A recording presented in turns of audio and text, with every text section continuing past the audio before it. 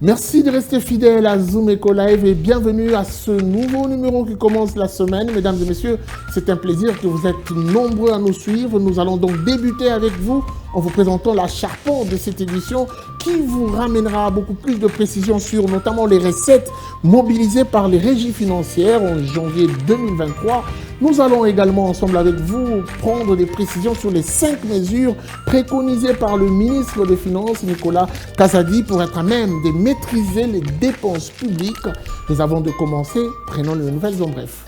C'est tout de suite.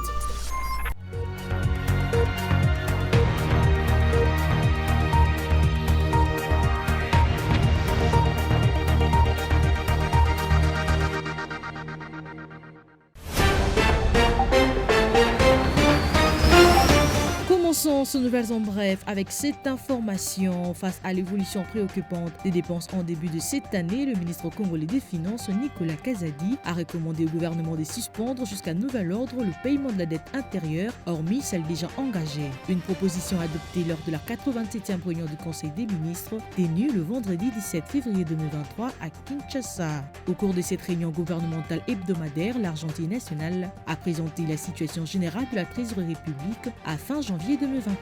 Plus de détails sur zoneco.net. Du 1er au 31 janvier 2023, les régies financières de la République démocratique du Congo ont mobilisé les recettes de l'ordre de plus de 1 milliard de francs congolais, soit près de 572 millions de dollars américains. C'est ce qu'a fait savoir le ministre des Finances Nicolas Kazadi lors de la 87e réunion du Conseil des ministres, présidée le vendredi 17 février 2023 par le Premier ministre Jean-Michel Sama Lukonde. Poursuivons ces informations avec le gouvernement de la République démocratique du Congo qui vise à emprunter 70 milliards de francs congolais, soit plus de 34,7 millions de dollars américains, sur le marché financier local de bons de trésor indexés ce mardi 21 février 2023. C'est ce que renseigne un communiqué signé par le ministre des Finances Nicolas Kazadi. À cet effet, les soumissionnaires intéressés par cette opération au profit du trésor public sont priés de se présenter au siège de la Banque centrale du Congo le mardi 21 février 2023 avant 11h locales. Enfin, les 14 États membres de la conférence interafricaine de marché d'assurance ont collectivement mobilisé plus de 1500 milliards de francs CFA des primes d'assurance au cours de l'année 2021, soit une progression de 10% par rapport à l'exercice 2020. Ces statistiques ont été fournies par le président de la Fédération des sociétés d'assurance des droits nationales africaines, César Ekomi Afen, au cours d'une conférence le samedi 18 février 2023 à Kinshasa en prélude des travaux de la 47e Assemblée générale de la FANAF, prévue du 20 au 24 février 2023 dans la capitale congolaise.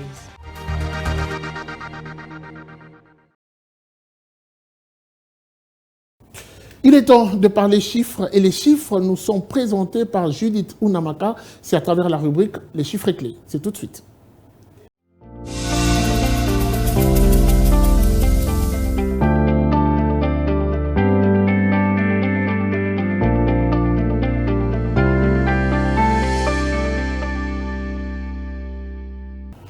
Alors, elle est déjà avec nous sur ce plateau. Judith Onomaka, bienvenue. Merci, Guy. Alors, avec vous, nous débutons avec le taux de change.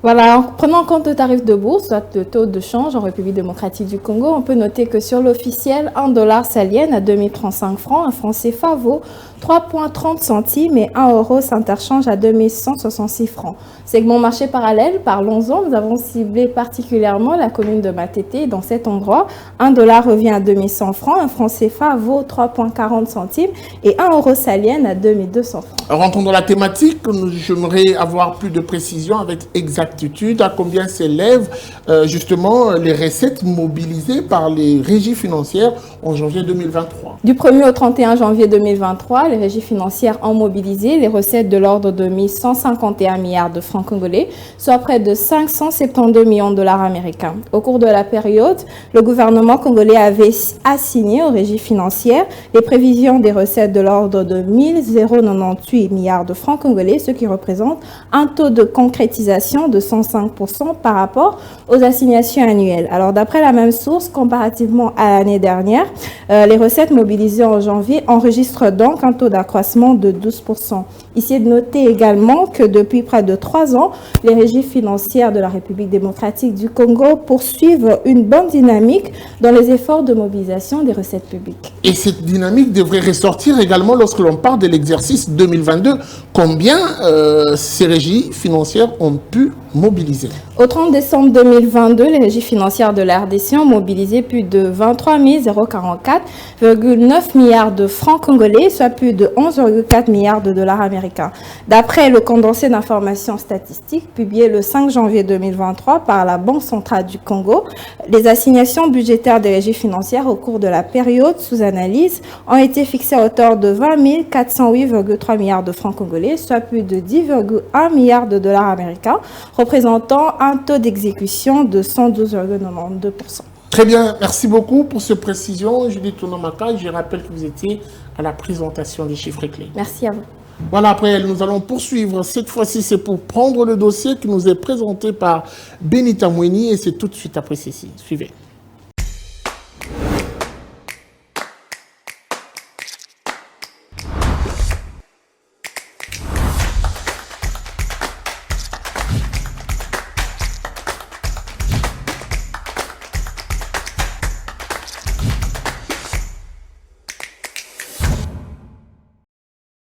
Dépenses publiques en RDC, on en parle avec Benita Mweni qui est déjà avec nous. Bienvenue à vous. Merci Guy. Alors Nicolas Kazadi préconise 5 mesures. Première question, qu'est-ce qui, d'après justement le ministre des Finances, Nicolas Kazadi, cause ces déficits dans les dépenses publiques en République démocratique du Congo? Voilà, avant tout, parlons de dépenses du gouvernement de la République démocratique du Congo qui se sont chiffrées en janvier 2023 à 1659 milliards de francs congolais, soit près de 824 millions de dollars américains. Ces chiffres ont été révélés par le ministre des Finances Nicolas Kazadi au cours de la 87e réunion du Conseil de ministres tenue vendredi 17 février 2023. D'après l'argentier national, ces déficits dans les dépenses de la République démocratique du Congo est occasionné principalement par les dépenses sécuritaires, la mise à la retraite des agents et fonctionnaires de l'État, ainsi que le fonctionnement des institutions. Alors Nicolas Kazadi préconise 5 mesures. Selon vous, quelles sont ces mesures qui pourront justement arrêter cette hémorragie? Voilà, pour faire face à cette situation préoccupante, Nicolas Kazadi a préconisé 5 mesures pour stopper cette hémorragie, à savoir la suspension jusqu'à nouvel ordre du paiement de la dette intérieure, hormis celle déjà engagée. Deuxièmement, le ralentissement des dépenses de fonctionnement jugées non contraignantes. Troisième mesure, la limitation au strict minimum des dépenses effectuées en cash. Quatrième mesure, le strict contrôle au moins le mois de l'évolution de la masse salariale. Et enfin, le strict respect de la chaîne des dépenses et la réduction de paiement par procédure d'urgence. Ce sont là les 5 mesures qui ont été préconisées par le ministre des Finances Nicolas Kazadi pour stopper cette hémorragie dans les dépenses publiques en République démocratique du Congo. Merci beaucoup à vous, Benita Mweni, pour ces précisions. Merci à vous. Prenons cette fois-ci ce reportage qui nous amène au ministère de l'EPST où la vice-ministre de l'EPST, Aminata, a remis officiellement les manuels scolaires, mais aussi le matériel didactique aux différents responsables de provinces éducationnelles.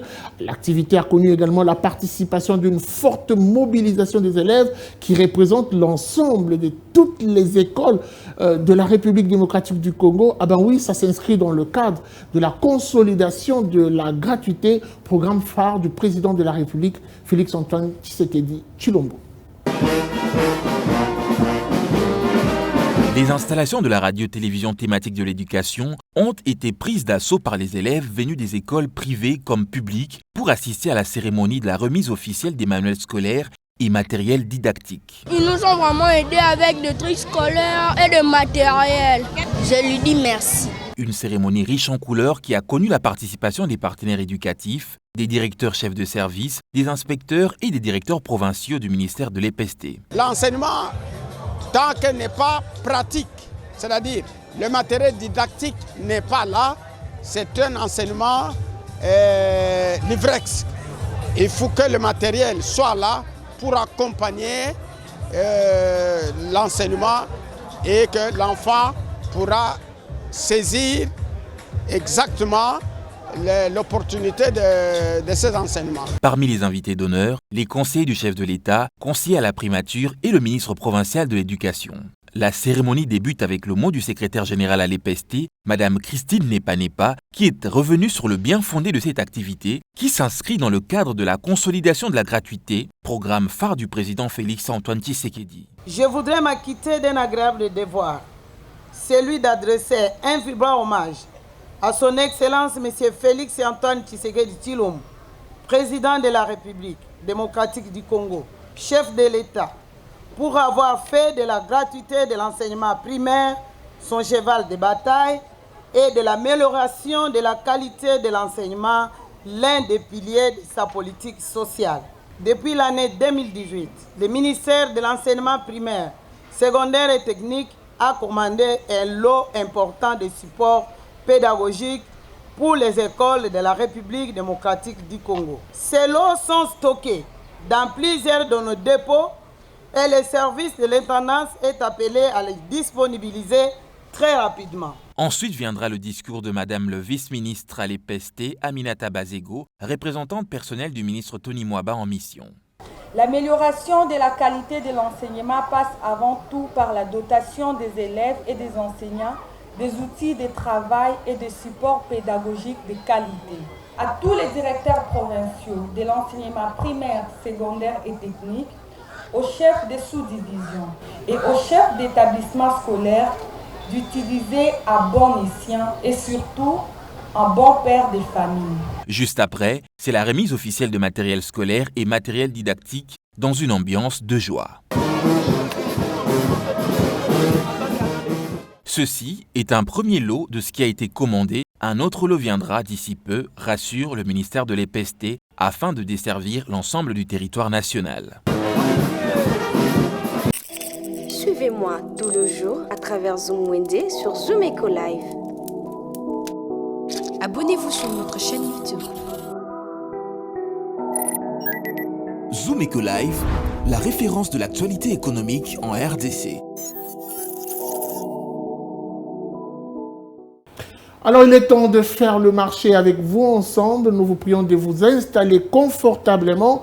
Je vais vous chercher Naomi Kandé qui va être avec nous sur ce plateau après ceci. Suivez.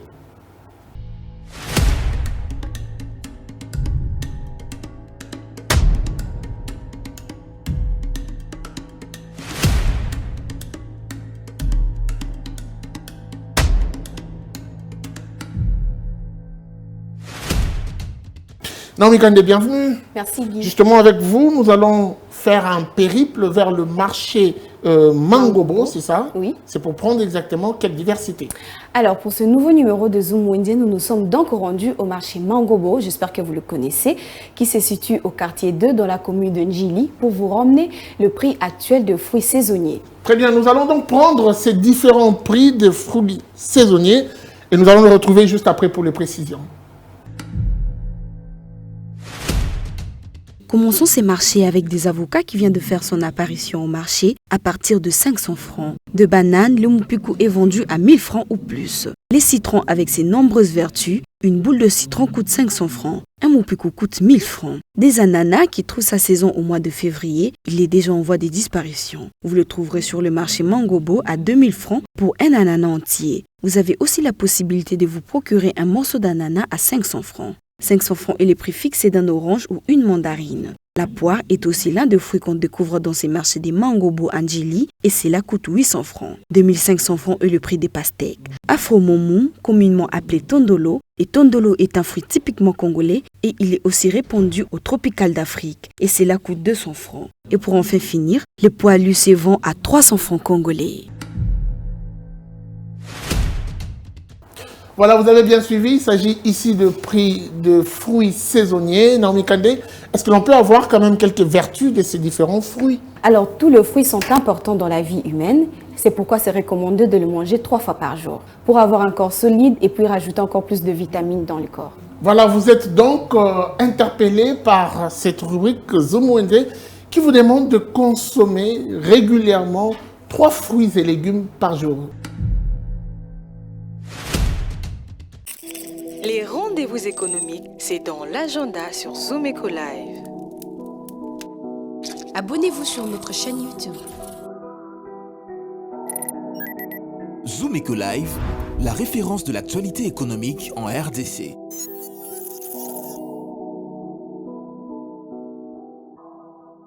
Quels sont les rendez-vous de ce 20 février 2023? Nous allons prendre l'agenda qui vous est présenté par Adassa Grace et on se retrouve tout juste après.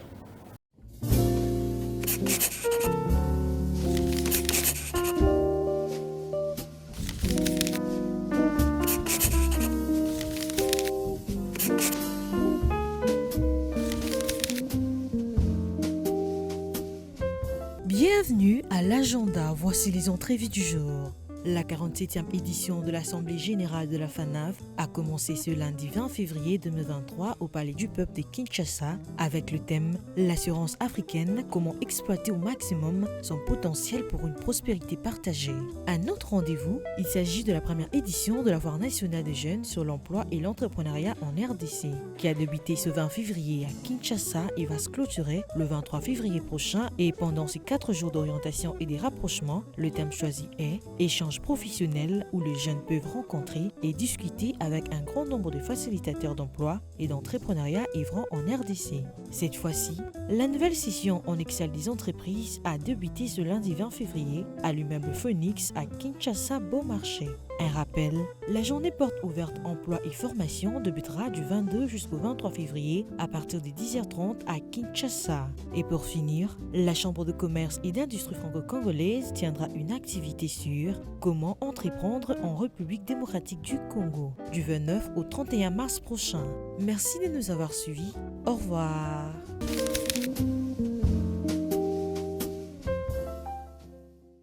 Article 15, c'est ce moment où nous vous présentons une activité d'un volontaire qui accepte de partager avec nous son expérience. Ils sont nombreux à Kinshasa, capitale de la République démocratique du Congo, et même à l'intérieur du pays qui se débrouillent derrière une activité. Certaines personnes sont derrière des activités qui vous paraîtront peut-être anodines, et d'autres un peu plus sérieuses, mais dans l'ensemble, toutes ces personnes s'organisent pour être capables soit de nouer le bout du mois, soit d'être capables de créer une micro-entreprise. Aujourd'hui, nous avons rencontré un autre volontaire qui nous ouvre ses portes. Avec lui, nous allons justement revenir sur son organisation. C'est donc parti avec l'article 15. Et c'est tout de suite.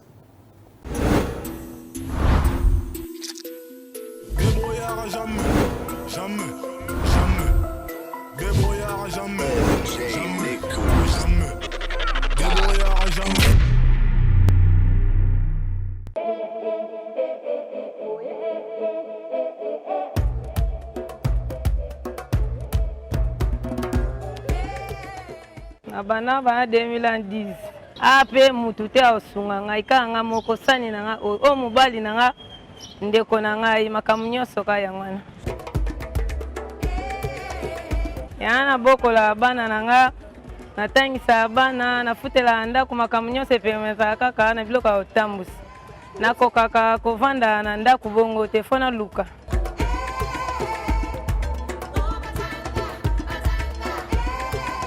totiaka na par jour 2000 3000 yango tofutela bana na biso minerval yango mpenza esungaka ngai ntango mosusu okosopa biloko ntango mosusu okokende esika moko boye bato osenga bazangaka te makambo ka ebele kaka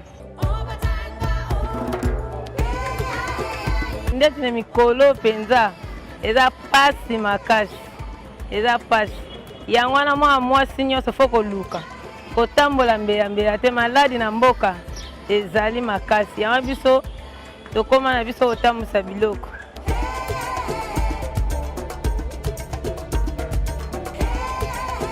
misusu toza licencié mpo mevandi na ndako tokoma kotambusaka biloko mpona moyen de vivre. Voilà, nous en avons fini pour aujourd'hui. Merci de nous avoir suivis. La suite, ça sera sans doute au prochain numéro avec le même plaisir. Au revoir et à très vite.